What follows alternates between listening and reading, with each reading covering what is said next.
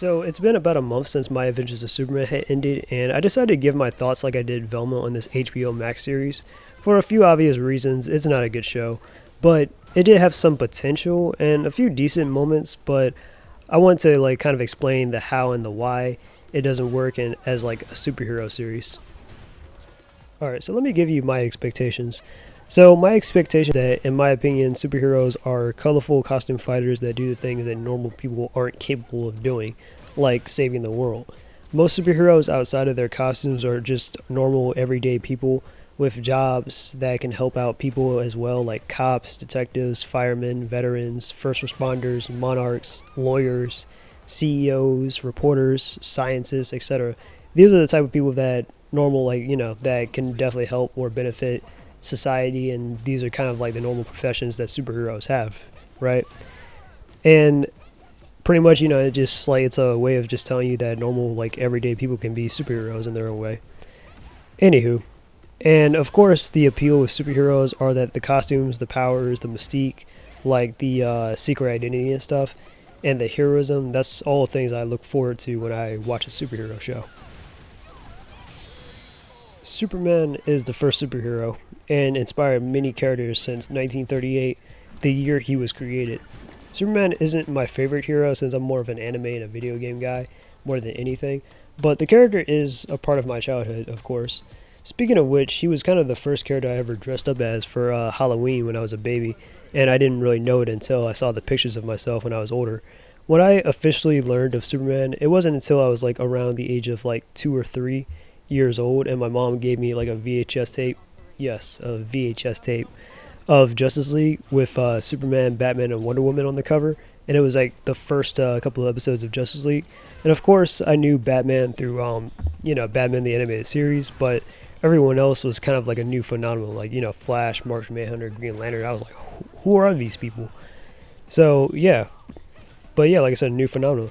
And of course, in my generation, Superman was like in Batman spin-off shows, Superman the Animated Series, which is very underrated, Justice League Unlimited, and of course, in case a lot of people don't know, the Legion of Superheroes.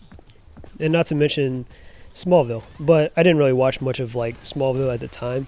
My first Superman movie was Superman Returns, which I was hyped for at the time when I was a kid, but then the movie kind of bored me to sleep when I watched it.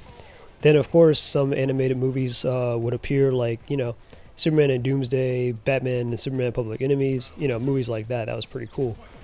And another Superman movie that came out in my generation was Man of Steel, which I saw as a teenager with my mom. And I remember the theater played like World War Z in the film, and everyone was like, this isn't Superman, and thought this isn't like the right theater or something. But I had a good time hanging out with my mom that day and seeing Superman, like General Zod, just kick some ass and stuff. That was pretty cool. And those are just my memories of like the character growing up. So if I reference any Superman like characterization, you'll know where I'm pulling from, since I haven't really read a lot of the comics like that. Okay? So let's get into this. Alright, so in My Adventures of Superman, the villains are the weakest thing in the entire show, and none of them is done right.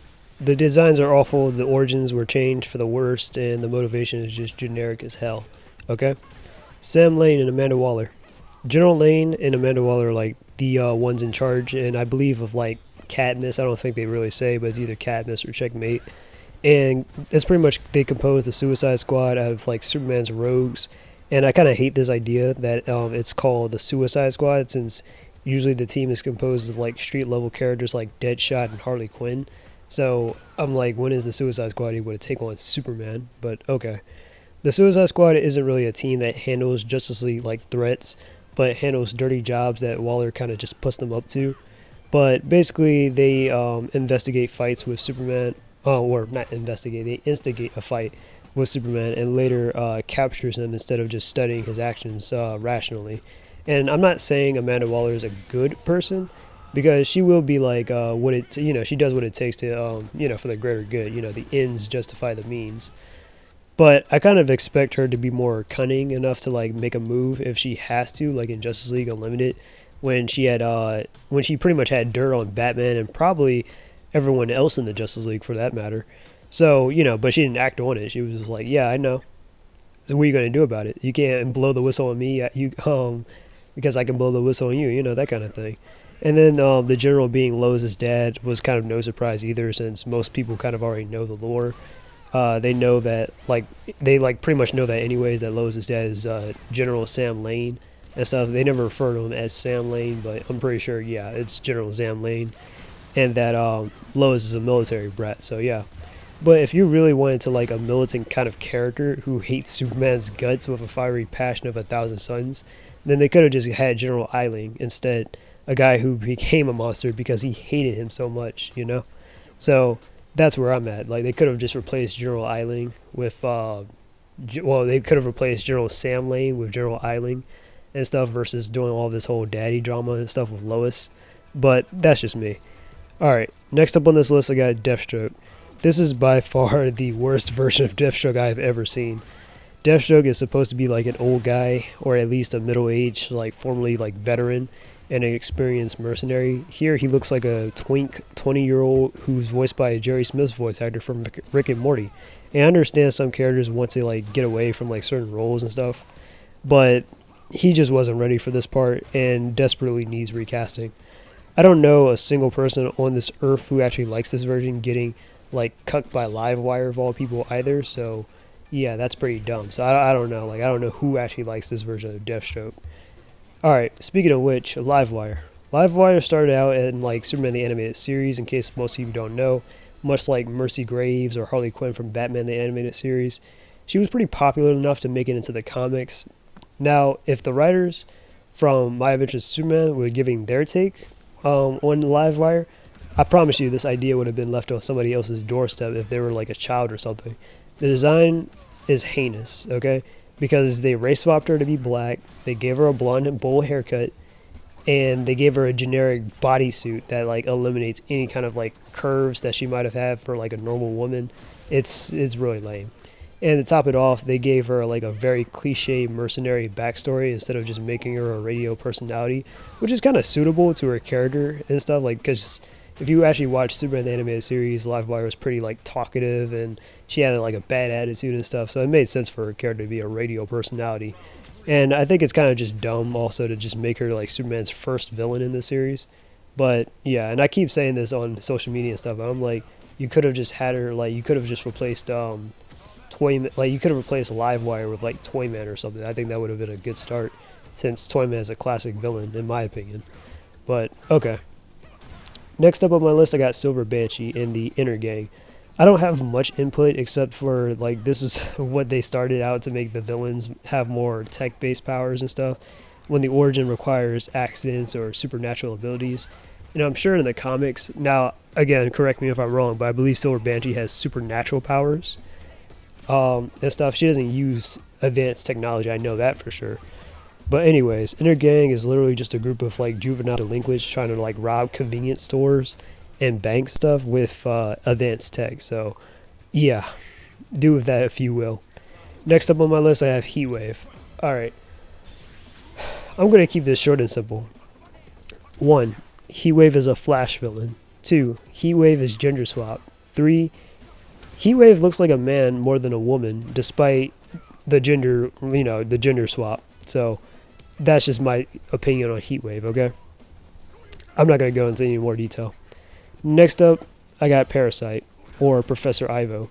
So in the comics, in case you guys don't know, Professor Ivo was the scientist known for creating the Justice League villain Amazo. Also one of Superman's villains, Parasite, was a man named Rudy Jones, who was mutated by chemicals, and he pretty much became an energy vampire. So, for some reason, the writers thought, why not make Ivo into a Parasite by making a suit that absorbs kinetic energy to fight against Superman for no reason.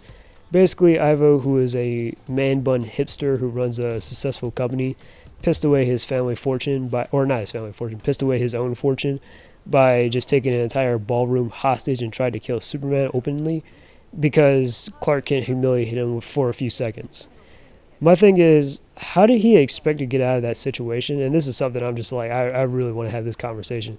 How did he expect to just get out of this situation? Because he openly just turned himself into a criminal instead of just hiring somebody else just to attack the ballroom and play the villain. But whatever, he just threw away his money into a fire and stuff, and it was like, oh well, you know what? I'm gonna just throw away everything I haven't made. I got it good, and I'm just gonna throw it all away just to be a villain and kill Superman and throw guys out out of buildings and stuff because I'm evil. He can't take a person's powers and memories. He just absorbs kinetic energy and just gets stronger that way and faster. But he just can't take the powers or the memories like the original, which kind of made Parasite pretty dangerous, knowing Superman's secret identity and having the powers, you know? So that's my opinion on Parasite and My Adventures of Superman. Alright, so next up I'm going to talk about Alex. So in case you don't know who Alex is, this is supposed to be Lex Luthor inside this version.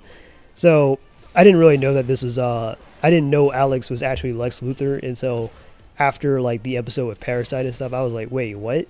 This is Lex? Oh god, no. And it seems like they kind of already fumbled the bag with Lex's character already kind of making him wimpy and nerdy looking. And then he's getting knocked out, like one shot at even by like Lois Lane. Like what? Like the thing about Lex Luthor now, I know Lex Luthor is known for like being smart and he's bald, but Lex is an overachiever. He's not like the best hand-to-hand combat fighter, but I mean he should know a thing or two. I mean, come on. He's a good marksman and stuff, and this man is like well built. He like works out daily and stuff. He's got a body, no homo. And like I said, he's an overachiever. Like that's what Lex Luthor is. So I don't see how like or why he would get knocked out by Lois Lane in this. Like that don't make no sense. Okay, so that's this version of Lex Luthor so far.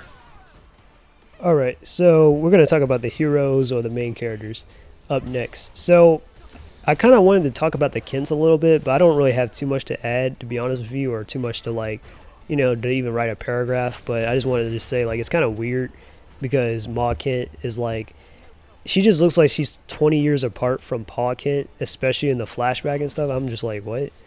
Like, I don't know. It's weird to me. Okay, so that's just something I wanted to bring up. But anyways, the heroes, they aren't exactly the most likable in my opinion, being drastically changed from the comics and being kidified. The men are pretty much pushovers. Certain characters are hypocrites, and the friendships are just downright toxic. So that's pretty much how I would objectively see the heroes in this version. Starting off the block, I got Superman. So I'll start off with what I like about this character first, because I don't think he's completely that bad. So Clark Kent is like a bull in a china shop as far as personality and powers goes in this version, meaning he's a bit clumsy, virtuous, and pretty likable as a character-wise. These traits aren't really hard, like they're not a hard sell to like want to support a character like this. However, I prefer him to be more, you know, kind of like indomitable, you know, and not so much like an amateur. But he could, like, you know, like if I could like rewrite this version, I would have just had him like work through his teenage years to manage his powers better, versus them just like, oh, they come out of nowhere and he just gets a new power in the next episode. Like, oh, his super hearing just is now coming in, his heat vision is now coming in. I'm like, you would expect as a teenager, like when you go through puberty and stuff, all of his stuff should be available right there. But whatever.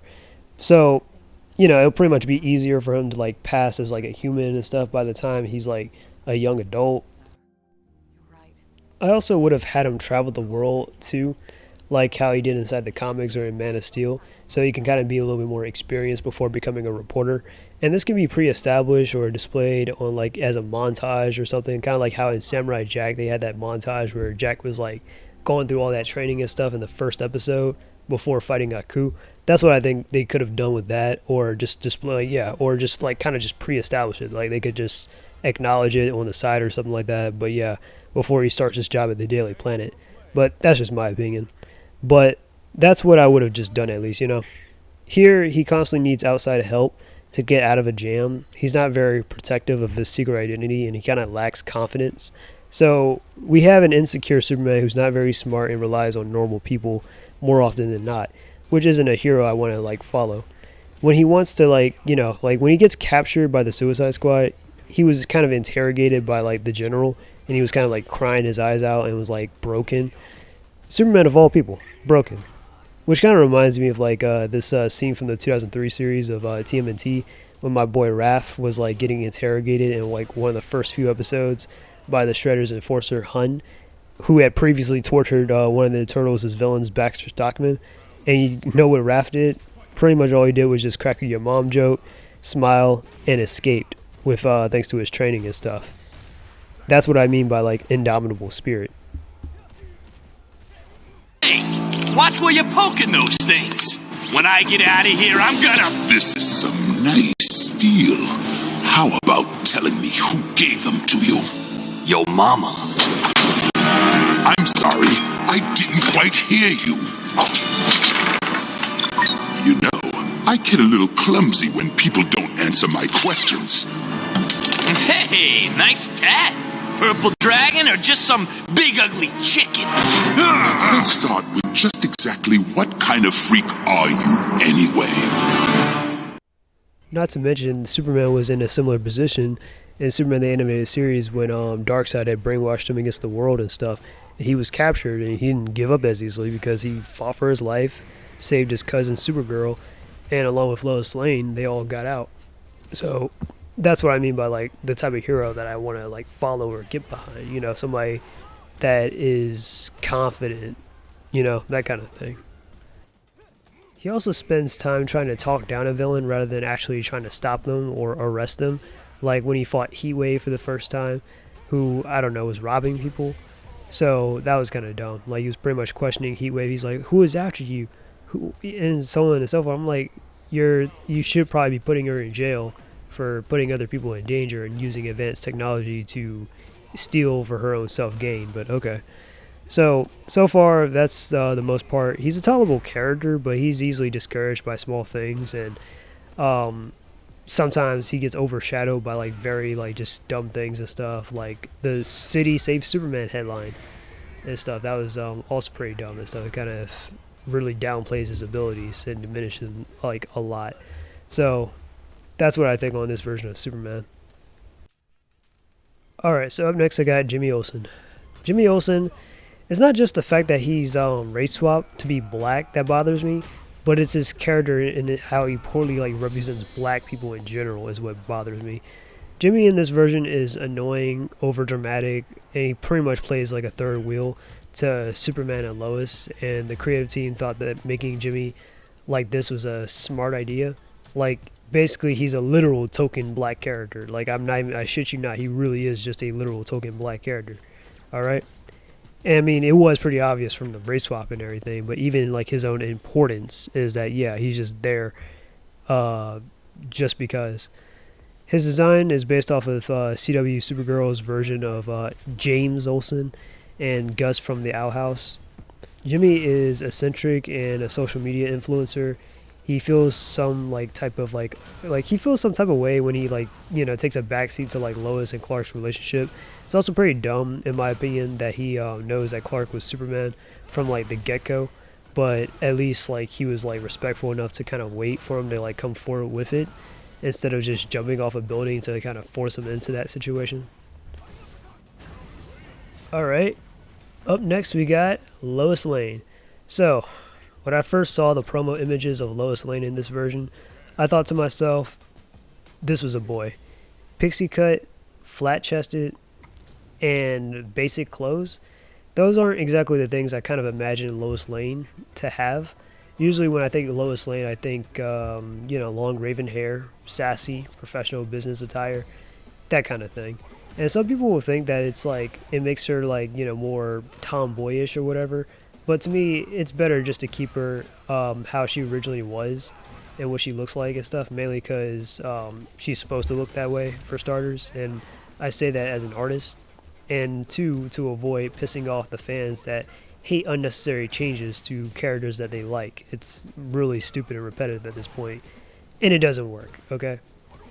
So, anyways, when I first, in the first couple of episodes which came out, they were pretty decent and stuff, and tolerable for like Lois was at least decent and tolerable up until episode 5. Then that's kind of where she just took a straight up nosedive in quality when she found out that Clark Kent was Superman. Yes, I'm going to talk about it. The concept of a secret identity. The concept of a secret identity isn't hard to understand, even to a child.